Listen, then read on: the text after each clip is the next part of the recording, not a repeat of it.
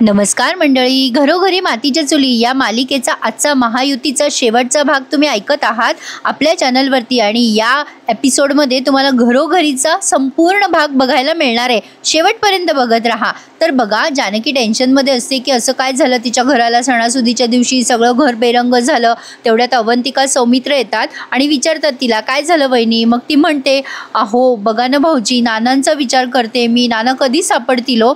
आईंचा विचार करते, आईची अवस्था बघवत नाहीये। आता आईंना धीर देता देता माझा धीर सुटत चाललाय।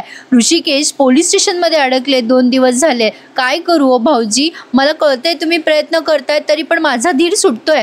जानकी आता रडायला लागते आणि विचार करते, काय झालंय कळत नाहीये, कोणाची दृष्ट लागली आपल्या घराला समजत नाहीये। सौमित्र म्हणतो, वहिनी तू टेन्शन घेऊ नकोस, बघ फक्त एकच दिवस, अगं जामीन मिळाला की मी दादाला घरी सोडवून आणेन। जानकी म्हणते, भाऊजी नानांना शोधणं गरजेचं आहे, तुम्ही तुमच्या सोर्सेसकडनं काही माहिती घेतली का? सौमित्र म्हणतो, अगं नाही ग वहिनी, काहीच कळलं नाही ग। मग जानकी म्हणते, असं काय करताय भाऊजी, काही ना काही समजून घ्या, हो प्रयत्न करा ना, काही माहिती मिळते का याचा? आता सौमित्र म्हणतो, अगं वहिनी काहीच कळलेलं नाहीये ग, अगं माझ्या खबऱ्यानं पण सांगितलंय पण काही समजत नाही। अवंतिका तुला काही कळलं का? अवंतिका म्हणते, नाही ना रे, मी नानांचा फोटो सगळीकडे सर्क्युलेट केलाय, आपल्याला जे काही अपडेट मिळाले ना ते लगेच मी सांगेल बघ तुला। अवंतिका जानकीला म्हणते की हे बघा वहिनी, काळजी करू नका, नाना आपल्याला सापडतील। मग आता जानकी म्हणते, अवंतिका सापडलेच पाहिजे, देवी आईला प्रार्थना करूयात ग आपण, आपले नाना लवकरात लवकर सापडावे म्हणून। तर असो, आता यांचं बोलणं सुरू असतं, तेवढ्यात तिकडनं त्यांना बाहेरून आवाज येतो या सुमित्राताईंचा आणि ओवीचा। सुमित्राताई मोठ्याने ओरडत असतात, होळी रे होळी, पुरणाची पोळी, होळी रे होळी। आता या का असं करतायत हे कोणाला काही समजेना, त्यांच्या मनाची अवस्था नेमकी कशी आहे ते कळेना। आता ओवीला काय कळतं, बिचारी ओवी त्यांच्यासोबत नाचत असते। जानकी अवंतिका आता बाहेर आल्यात आणि त्यांची अवस्था बघून त्यांना फार वाईट वाटतंय बरं का प्रेक्षकांनो। ती शरू म्हणजे यांची मुलगी, ती सुद्धा घरीच आहे। आता ती सुद्धा बघते तिच्या आईची अवस्था आणि तिला फार वाईट वाटतं। सुमित्राबाई मस्त रंग लावून घेत असतात, ओवीकडनं रंग खेळत असतात, उडवत असतात। शरू ते बघते आणि तिला खूप राग येतो। आता अवंतिका आणि जानकी एकमेकींकडे बघून रडतच असतात, पण इथे मात्र ऐश्वर्या कृती करून मोकळी होते। ती तिथे येते आणि या सुमित्राबाईंच्या हातातली ताटली उडवून लावते आणि या ओवीला म्हणते, तुला अक्कल आहे का ग? धुळवड काय खेळतेस, घरामध्ये सुतक आहे आणि तू रंग उडवतेस? आता सुमित्राबाई चिडतात आणि म्हणतात, काय ग हे ऐश्वर्या, असं वागतात लहान मुलीशी? अक्कल आहे का तुला काही? बागं घाबरेल ना ती ओवी माझी। ऐश्वर्या आता तिच्या लिमिट क्रॉस करत म्हणते, हिचं नशीब चांगलं आहे हो, नुसतं बोलते मी तिच्याशी, जर माझ्या हातात असतं ना तर असं बदळवून काढलं असतं ना मी या काट्टीला। असं म्हणल्यावर जानकीला येतो राग। जानकी येते समोर ऐश्वर्याच्या आणि म्हणते, ए हात तर लावून दाखव माझ्या पोरीला, तुझा हात तोडून हातात देईल मी ऐश्वर्या। काय ग ऐश्वर्या, काही भान आहे का तुला, घरात काय सुरू आहे? ऐश्वर्या म्हणते, अगं मला सगळं भान आहे ग, घरात काय चालू आहे काय नाही। अगं तुझ्या पोरीला भान नाहीये, तुला भान नाहीये, लाज वाटत नाही का ग जानकी तुला? अगं इथे सासरे वारलेत माझे आणि सण काय साजरे करताय तुम्ही? ऐश्वर्या असं बोलल्यानंतर सुमित्राबाई म्हणतात, बापरे सासरे वारले? सासरे वारले म्हणजे नाना वारले? अगं ही काय बोलते जानकी? त्यांच्या डोक्यावरनं परिणाम झालाय प्रेक्षकांनो। त्या मोठ्याने ओरडायला लागतात आणि म्हणतात, अगं जानकी ते रंग आणायला गेलेत। काय गो ओवी, तुला सांगून गेले ना नाना? मग आता ऐश्वर्या म्हणते, अहो सारंग, अहो आपली आई पागल झाल्या, अहो कम्प्लिटली गेल्यात या। अहो शरूताई बघा, आईंना काहीच कळत नाहीये तुमच्या, या जानकीला आणि या सगळ्यांना कळतंय का नाही काही? आता ही ओवी त्या अवंतिका जवळ जाते तेव्हा अवंतिका तिला जवळ घेते। ऐश्वर्या म्हणते, या आईंना कोणी काही सांगत का नाहीये समजून? ओ आई भानावर या, तुमचा नवरा नाहीये या जगात। आता या सुमित्राबाई तिच्या अंगावर धावून जातात बरं का आणि ऐश्वर्याला म्हणतात, ऐश्वर्या अक्कल आहे का तुला, काय बोलतेस तू? अगं माझा नवरा गेला म्हणून म्हणतेस? ऐश्वर्या म्हणते, अहो आई भानावर या, हो सारंग, अहो हॉस्पिटलमध्ये फोन करा, नाहीतर या आई सगळ्यांचा जीव घेतील हो, बघा तुमच्या आईला, अहो बघा जरा सारंग। जानकी म्हणते, अगं ऐश्वर्या तुला लाज वाटते का? त्यांच्या आजारपणाची खिल्ली तरी नको उडवूस। पण सारंग मात्र बायकोचा बैलच आहे, आपल्याला माहितीच आहे। सारंग लगेच ऐश्वर्याच्या होला हो मिळवत म्हणतो, अगं वहिनी आजारपण नाहीये, आईच्या डोक्यावर परिणाम झालाय। आता मात्र ओवी घाबरून म्हणते, अगं असं का बोलतोय सारंग काका? मग आता अवंतिका म्हणते, काही झालेलं नाहीये ग आजीला, आजी बरी झालेली आहे। सुमित्राबाई आता रडतच म्हणतात, हे आहेत हे घरात, चला तुम्ही खोलीत, मी दाखवते तुम्हाला, रंग लावा नानांना चला। मग जानकी म्हणते, हो आई नाना आहेत नाना। मग आता शरयू चिडते आणि म्हणते, वहिनी बस कर ग आता, अगं काय अवस्था झाली आहे माझ्या आईची बघ, अगं काय करतेस तू, का खेळतेस तिच्या भावनांशी? सुमित्राबाई म्हणतात, शरू अगं काय बोलतेस? अगं नानांना काही झालेलं नाहीये। मग शरू आता त्यांच्या जवळ येऊन म्हणते, अगं आई, नाना परत नाही येणार आहे, नानांचा विचार करणं सोड, ते जगात नाही येत या. पुन्हा सुमित्राबाई शरीरच्या कानाखाली प्रेक्षकांना कालची कानाखाली मारलेली कमी पडली म्हणून आज पुन्हा बसली आहे या बिचारीला, कशालाही सांगायला जाते त्यांना. आता त्या ओरडतात त्या शरूवर सुमित्राबाई आणि म्हणतात, लाज नाही वाटत तुला? तुझ्या वडिलांनी तुझ्यासाठी एवढ्या खस्ता खाल्ल्या आणि तू अशी बोलतेस तुझ्या वडिलांबद्दल. आता ओवी घाबरायला लागते आणि म्हणते, अगं काय चाललंय इथे काकी, अगं ते काय म्हणताय नाना आजोबांबद्दल. अवंतिका म्हणते, तू टेन्शन घेऊ नकोस ओवी, आम्ही आहोत ना. आता या पोरी समोर तमाशा चालू आहे सगळा म्हणून ती घाबरतीये प्रेक्षकांनो. आता सुमित्राबाई मोठ्याने ओरडतात, नाना कुठे नाही गेलेले आहेत, नाना दुर्वळ खेळायला गेलेत, आलेत नाना, येतील. त्या आता रडायला लागतात. तेव्हा जानकी त्यांना शांत करते. ऐश्वर्या म्हणते, बघा सारंग काय चाललंय. अहो, या जानकीमुळे शरूताईंवर दुसऱ्यांदा हात उचललाय हो. शरू आता जानकीला म्हणते, झालं ना तुझ्या मनासारखं, हेच पाहिजे होतं ना तुला. आईची जी अवस्था झाली आहे ना त्याला फक्त आणि फक्त तूच जबाबदार आहेस. आता शरयू असं बोलल्यानंतर सौमित्र तिच्याकडे रागाने बघतो. आता शरू म्हणते, तू तिला खरं का बोलत नाहीयेस ग वहिनी, बघ माझ्या आईची अवस्था बघ. वहिनी तुला मजा येते ना माझ्या आईची अवस्था पाहून. ऐश्वर्या म्हणते, मजा येणारच नाही या बाईला, अहो हिच्यामुळेच तर आईंची अशी अवस्था झालंय. आता मात्र ऐश्वर्या असं बोलल्यानंतर सौमित्र चिडून म्हणतो, ए बाई बस कर ना, अगं तुझं तोंड नाही दुखत का ग इतकी बडबड करून ऐश्वर्या. आणि ए शरू, तू काय ग कोणावर विश्वास ठेवते, तुला काय वाटतं वहिनी आपल्या आईला त्रास देते. शरू म्हणते, हो. मग आता सौमित्र म्हणतो, अगं ए वेडी आहेस का शरू, तुमच्या वागण्यामुळे आईला त्रास होतोय, जानकी वहिनी आईचं मन जपतीये. त्यावर ऐश्वर्या म्हणते, अच्छा तुमची जानकी वहिनी सांभाळतीये आईला, काही पण काय, अहो सांभाळण्याच्या नादाखाली ही जास्ती लपवाछपवी करतीये, कोणाला लपवलंय ना आउट हाऊस मध्ये विचारा. आता ऐश्वर्या जानकीचं मधुभाऊंचं सत्य समोर आणायला जाते. जानकीला म्हणते, बोल ना जानकी बोल, अगं कोणाला लपवलंयस आउट हाऊस मध्ये. जानकी आता फक्त उठून उभी राहते. पण ऐश्वर्या म्हणते, तुला काय वाटलं जानकी, तू आणि तुझा नवरा जे काही थेरं करतात ते आम्हाला कळणार नाही. अगं आम्हाला बरोबर कळलंय सगळं की तू नानांना मारलंयस, कारण तू जे काही खोटं बोलतेस ना त्यामुळे हे सिद्ध होतंय. सांग नाना जेव्हा गायब झाले तेव्हा तू आणि ऋषिकेश सकाळी सकाळी कुठे गेला होतात. आता अवंतिका बोलायला लागते मध्ये. तेव्हा ऐश्वर्या तिला म्हणते, ए वकीलबाई चुप बसायचं, इथे माझी केस चालू आहे, गुन्हेगाराला मी धरलंय. आता खरेपणाचे झेंडे मिरवत असतात ना या जानकीबाई. सांग जानकी, सांग कोण होतं तुझ्यासोबत आउट हाऊसमध्ये, सांग ना. आता जानकी सुमित्राबाईंना म्हणते, चला आई आपण घरात जाऊया. आता ऐश्वर्या म्हणते, ए जानकी मुद्दाम पळ काढतेस ना, त्या दिवशी काढला होतास तसा पळालीस आणि नानांना गायब केलंस ना जानकी. आता जानकी म्हणते, ऐश्वर्या तुझं तोंड लाल करे ना या लाल हाताने. आता ऐश्वर्या म्हणते, काय करायचं कर ग, आधी सांग नानांना कुठे लपवलंयस. आता ही घाबरायला लागते ओवी आणि म्हणते, मला भीती वाटायला लागली आई आता. मग ऐश्वर्या म्हणते, अगो वाटू दे तुला भीती, वाटू दे ना, तुझ्या आईला खरं सांगू दे, मग कळेल तुला भीती काय असते ते. सांग जानकी, खरं सांग आउट हाऊसमध्ये कोण आहे.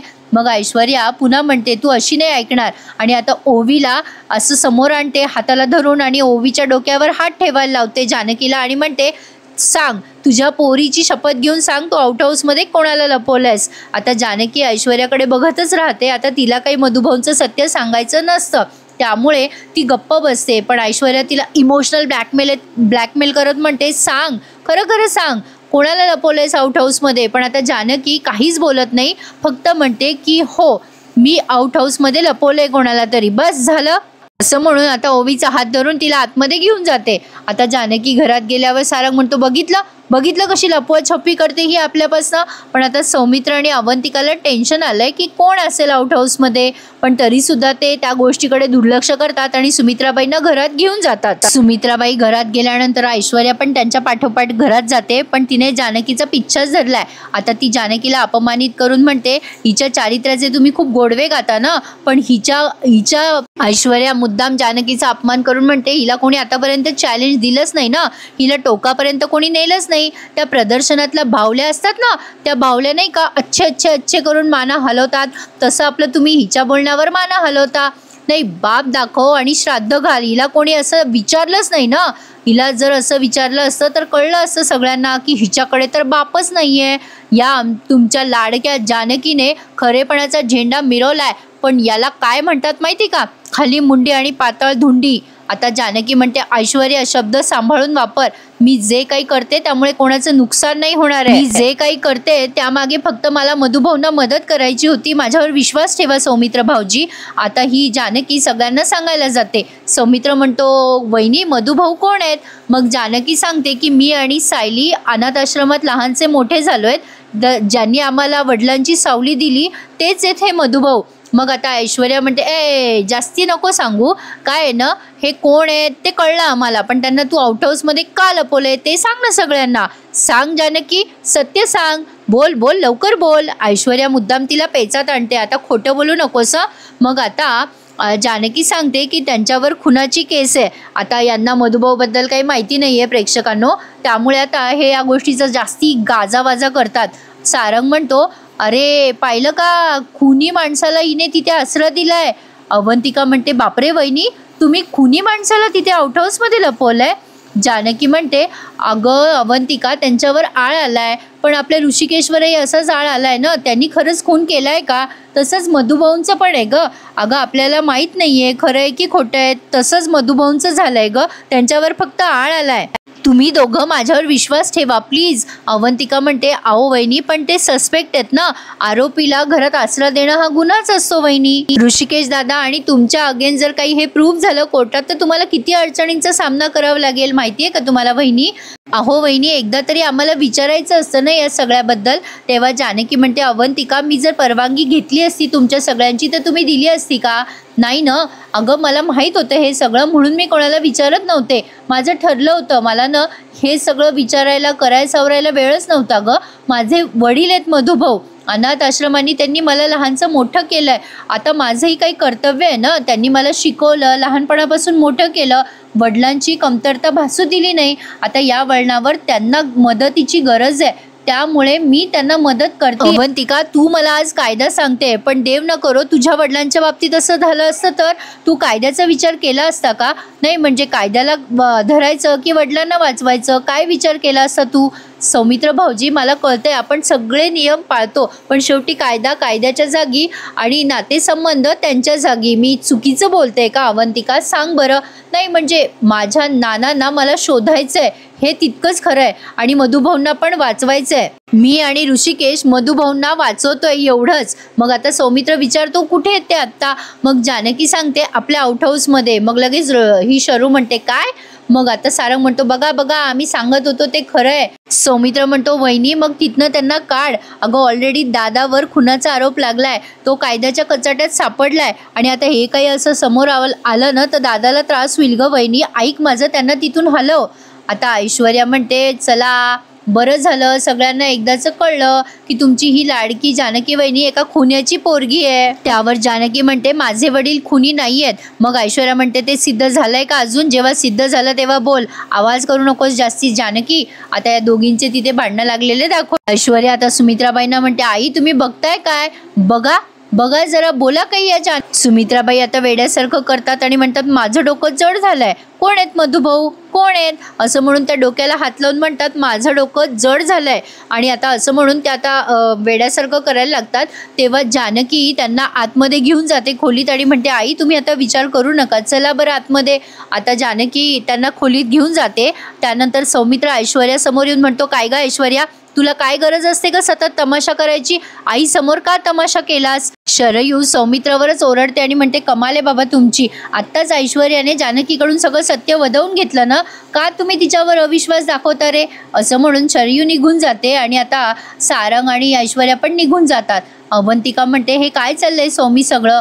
सौमित्र म्हणतो हे काय चाललंय माहिती नाही मला, पण मला एवढं कळतंय की नाना सापडले पाहिजे आणि ऋषिकेश दादा सुटला पाहिजे. पुढच्या सीनमध्ये आपण बघतोय ऐश्वर्याने मधुभाऊंची सगळी माहिती तिच्या वडिलांना फोन करून सांगितली आहे. आता तिने जे काही झालंय आत्ता बघितलेला आपण प्रसंग तो सगळ्याच्या सगळा त्या सयाजीरावांना कळवलाय. आता सयाजीराव ते ऐकतात आणि म्हणतात काय सांगतेस काय? अगं तो मधुभाऊ म्हणजे कोण आहे माहितीये का तुला? अगं मी तुला म्हणलं नाही का, माझा मित्र मया अगं नानांना गायब केला त्या मयाने, म्हणजे अगं माझा मित्र त्याला शोधतोय. म्हणजे तुला सांगतो आता, तो सगळं डिटेल सांगतो बरं का सयाजीराव. ऐश्वर्या विचारते म्हणजे सायली आणि जानकीचे वडील आहेत ना मधुभाऊ, मग महिपतचा काय संबंध?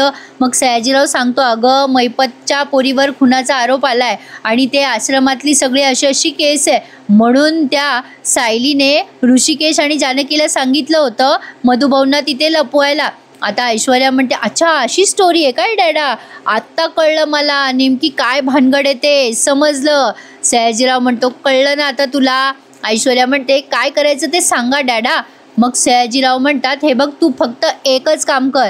ऐश्वर्या म्हणते डॅडा काय कामं करायचे ते सगळे सांग, मला त्या जानकीचा बँड वाजवायचा आहे. मग आता सयाजीराव म्हणतात हे बघ तू फक्त महिपतच्या माणसांना त्या माणसाकडे घेऊन जायचं, त्या मधुभाऊकडे जिथे त्याला लपवलं आहे ना तिथे. ऐश्वर्या म्हणते डोंट वरी डॅड, मी बरोबर सगळं करेल आणि त्या जानकीचाही बँड वाजवेल आणि तुमचं काम अगदी व्यवस्थित करेल बघ, आणि पाठव तू त्या माणसांना, मी वाट बघते. असं म्हणून ऐश्वर्याने फोन ठेवून दिलाय. म्हणजे आता ऐश्वर्या मधुभाऊंना पकडवून देणार आहे. तर आता पुढच्या सीनमध्ये तुम्ही बघणार आहात ऋषिकेशला कळतं की जानकीचं आयुष्य संकटात आहे. तर तिथे ती साक्षी आलेली असते एका बाईशी भांडून, कैद्याशी, आणि तिने तिच्या वडिलांना फोन केलाय महिपतला आणि त्यांना सांगितलंय की मधुभाऊंचा जीव घ्या आणि त्याच्यासोबत जे कोणी असेल त्याचाही जीव घ्या. आता ऋषिकेशला माहिती आहे मधुभाऊंसोबत जानकी आहे, त्यामुळे त्याला आता भीती वाटते, जानकीचा जीव संकटात आहे. आता ऋषिकेश पुढे काय करेल तर बघत राहा त्यासाठी पूर्ण एपिसोड. आता बघा इकडे जानकी काहीतरी करत असते तेव्हा ही ओवी अजून कपडे बदललेले नसतात. तिने जानकी येऊन म्हणते ओवी अगं काय हे कपडे बदल ना, किती वेळ अशी बसणार आहे? ओवी म्हणते आई मला ना अजून होळी खेळायची आहे, माझं हे खेळणं कुठे झालंय अजून. पण जानकी तिला समजवते बेटा आता नाही खेळायचं, चल लवकर कपडे चेंज कर. अवंतिका येते तिथे आणि या ओवीला म्हणते काय गो ओवी ड्रेस चेंज कर ना. ओवी म्हणते नाही ग काकू मला खेळायचं आहे अजून खेळ. आता ती अवंतिका म्हणते काय खेळायचंय तुला? मग ती ओवी काहीतरी सांगते लुडो का काहीतरी. मग अवंतिका तिला तिच्या खोलीत घेऊन जाते की चल आपण खेळूया सौमित्र काकासोबत. ओवीला काहीतरी नादी लावते अवंतिका आणि आंघोळीला पाठवते. मग जानकी तिला म्हणते थँक्यू ग अवंतिका, अगं तू तिला समजवलंस आणि आंघोळीला पाठवलंस. अवंतिका म्हणते थँक्यू काय त्यात वहिनी, अहो ओवीला काय कळतं, ती लहान आहे, मी आहे ओवी सोबत, तुम्ही काळजी करू नका. मग जानकी म्हणते अगं अवंतिका तू आहेस म्हणूनच आधार वाटतो. मग अवंतिका म्हणते वहिनी तुम्हाला काही लागलं तर सांगा, मी सांभाळते ओवीला. असं म्हणून अवंतिकाने ओवीची जबाबदारी घेतली. ओवी आता सौमित्राच्या खोलीत जाते आणि मग इथे जानकी विचार करते मधुभाऊंना काय हवं नको ते मी बघितलंच नाही. आता ती मधुभाऊंच्या खोलीत जाणार तेवढ्यात सायलीचा फोन आलाय तिला आणि सायलीने सांगितलं की अगं मधुभाऊ तुझ्या घरी आहे हे कळलंय सगळ्यांना. आता ही घाबरते जानकी आणि ताबडतोब आता मधुभाऊंच्या आउट हाऊसकडे निघते, म्हणजे जिथे त्यांना लपवलेलं आहे तिथे. इकडे नाना सुद्धा स्वतःला सोडवण्याचा प्रयत्न करतात. तिथे ते ज्यांनी त्यांना किडनॅप केलंय ना ते गुंड खूप दारू पितात आणि दारूची बाटली फुटलेली असते. मग नाना हुशारीने ती काच घेतात आणि त्या काचेने त्यांची दोरी सोडायचा प्रयत्न करतात. इकडे सौमित्र आणि अवंतिका ओवीला छान नादी लावतात. आता ही ओवी त्या सौमित्राला म्हणते काका लुडो खेळ ना माझ्यासोबत. मग आता सौमित्र म्हणतो अगं बेटा थोडं काम चालू आहे, मी आत्ता आलो, तोपर्यंत तुम्ही सुरुवात करा. मग अवंतिका म्हणते बस तू इथे हे सगळं अरेंज कर आणि मी पण आत्ताच आले बेटा, तू सुरुवात कर हां. आता सौमित्र ते लॅपटॉप आणि ते घेऊन दुसरीकडे जात असतो तेव्हा अवंतिका त्याला विचारते ए अरे सौमी काय कसली तयारी करतोय? सौमित्र म्हणतो अगं मी केसची तयारी करतोय, काही पॉईंट्स वगैरे काढावं लागतील ना. मग आता ही अवंतिका म्हणते दादाला तर बेल मिळणार आहे ना उद्या, बेल पेपर तू रेडी केलेस ना. सौमित्र म्हणतो अगं मला नाही वाटत दादाला एवढ्या लवकर जामीन मिळेल, कारण दादाच्या अगेन्स्ट जर कोणी काही आणखीन सबमिट केलं काही झालं तर दादाची सुटका अवघड आहे, म्हणूनच काहीतरी तयारी ठेवावी लागेल ना अवंतिका.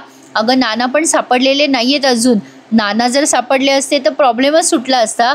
म्हणजे आपल्याला जी डेड बॉडी सापडली ती नानांची नाही असं आपण मानतो, पण खरंच ती डेड बॉडी नानांची असेल तर अरे सौमित्र पण दादांवर खुनाची केस होऊ शकते आणि तू ही केस लढशील का एवढं सगळं असूनही? मग सौमित्र म्हणतो हो मी माझ्या दादाला निर्दोष सोड. प्रेक्षकांनो एवढी मेहनत घेऊन तुम्हाला रिव्ह्यू देते, एखादा लाईक करायला विसरू नका हां. तर पुढच्या सीनमध्ये महिपतची माणसं त्याला सांगतात की नाना तिथून पळून गेलेत, त्यामुळे महिपत त्यांच्यावर ओरडतो आणि नानांना पकडायला सांगतो. नाना तिथनं बाहेर पडलेत आणि अर्जुन सायलीच्या गाडीच्या डिक्कीत लपलेले आहेत. आता बघा तिकडनं एक गाडी येते ज्यामध्ये काही मैपतची गुंड आहेत जे नानांचा पाठलाग करताय. इकडे जानकी मधुभाऊंकडे जाते आउट हाऊसमध्ये आणि त्यांना सांगते की मैपतला कळलंय तुम्ही इथे लपलात, आपल्याला इथून जावं लागेल. आता मधुभाऊ तिला नाही नाही म्हणतात, तुझा जीव संकटात टाकू नकोस माझ्यासाठी, माझं जे व्हायचं ते होऊ दे. मग जानकी त्यांना म्हणते नाही नाही, मी तुमची लेक आहे आणि माझं कर्तव्य आहे तुमचा जीव वाचवायचा. आणि आता जानकी त्यांना तिथून काढते, काही चादर वगैरे टाकते त्यांच्या डोक्यावर जेणेकरून मधुभाऊ ओळखू येणार नाही. आता हा जो थरार आहे ना प्रेक्षकांनो,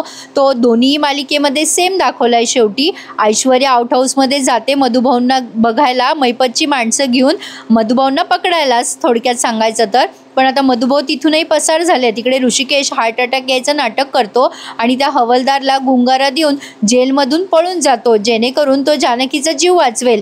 आता ऐश्वर्या मधुभाऊंच्या मागे आणि जानकीच्या मागे. जानकी मधुभाऊंना कसं बसं लपत छपत सायली आणि अर्जुनपर्यंत पोहोचवणार आहे, पण मध्ये बराच थरार त्यांनी रंगवला आहे. रस्त्यात होळी खेळणारे काही माणसं आहेत, मधुभाऊंना ती तोंडाला गुलाल लावते जेणेकरून मधुभाऊ ओळखू येणार नाही. पण ऐश्वर्या पाठलाग करतेच, पण एका माणसाला पकडते तेव्हा दुसराच कोणीतरी तो निघतो. इथे नाना या सायलीच्या डिक्कीत बसलेले आहेत, अर्जुन सायलीच्या गाडीच्या डिक्कीत. आता ते त्या डिक्कीमध्ये लिहून ठेवतात की मी नाना रणदिवे, मी जिवंत आहे, माझा खुनाचा आळ माझ्या मुलांवर आलाय, पण मला सोडवा, मला वाचवा, मी कोणाच्या तावडीत आहे, असं त्यांनी त्या डिक्कीमध्ये लिहून ठेवलं आहे. तर आता असो कळेलच कोणी म्हणजे कोणाला तरी कळेलच की नाना जिवंत आहे. तर आता बघा जानकी मधुभाऊंना म्हणत असते, मधुभाऊ चला लवकर पळा.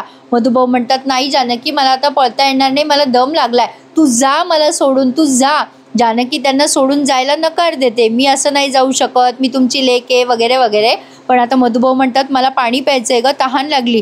जानकी म्हणते मधुभाऊ इथे कुठे पाणी असणार आहे, तुम्ही चला ना. आता यांचं बोलणं चालूच असतं, तेवढ्यात तिथे मैपतचे गुंड येतात आणि यांना पकडतात. मधुभाऊंना गाडीत कोंबतात आणि आता ते घेऊन जात असतात किडनॅप करून मधुभाऊंना. तेवढ्यात आता तिकडनं अर्जुन आणि सायलीची गाडी येते. त्या गाडीमध्ये पटकन जानकी बसते आणि त्यांना सांगते की मधुभाऊंना किडनॅप केलं आहे. आता जानकी आणि अर्जुन सायली हे तिघे मिळून मधुभाऊंना सोडवायचा प्रयत्न करतात. म्हणजे अर्जुन फायटिंग करतो तेव्हा ऋषिकेश त्याच्या मदतीला बरोबर धावून येतो. पण या सगळ्या गोंधळामध्ये नाना पुन्हा किडनॅप होतात आणि नानांना पुन्हा ते मैपतचे माणसं किडनॅप करून त्या अड्ड्यावर नेतात. त्यामुळे नाना अडकले, मधुभाऊ सुटले असं म्हणायला हरकत नाही आहे अख्ख्या या महायुतीमध्ये. तर बघा पुढे खूप वेळ फायटिंग आणि ॲक्शन सिक्वेन्स दाखवला आहे. आता या सगळ्या धुमीमध्ये कसं बसं मधुभाऊ सुटतात. मधुभाऊंना घेऊन जानकी आणि सायली जात असतात तेव्हा कोणीतरी एक गुंड गोळी चालवतो आणि ती गोळी जानकीच्या हाताला लागते आणि हे तिघंचे तिघं ओरडतात जानकी, आणि हा भाग संपला. आता पुढच्या भागात आपण बघतोय पोलीस आलेत तिथे आणि विचारतायत ऋषिकेश कुठे आहे, तो जेलमधनं पळालाय.